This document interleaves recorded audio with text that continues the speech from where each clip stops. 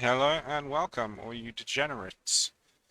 I'm here for a quick tip, as I don't know how many people actually know about this, but you can create a macro that sets your focus, like that. And if you're doing plus 10s, if you're doing, you're up to 10s, 11s, and 12s, this will just make getting those interrupts a lot easier, because what I sometimes find is that the frames stack on top of each other, just not really fun.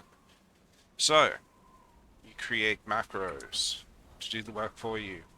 The lazy wow. There you go. So I've got one is a mouse over macro, and this is something I don't use that often.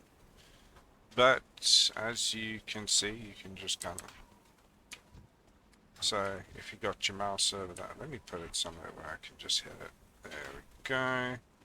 So if you got mouse over, it'll just hit the target. You don't actually have to have it selected, which is great.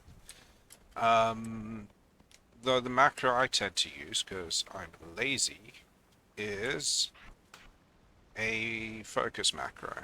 And the way I do it is if I'm coming into a pack and you've done the dungeon a few times, you know what's happening.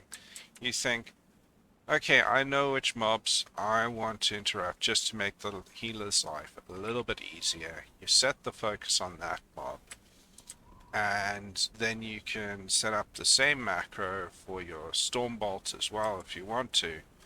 But you can be selected on another mob, doing your rotation, getting your aggro. When that mob that you've got focused, just press that, boom. You don't have to select it, it's great.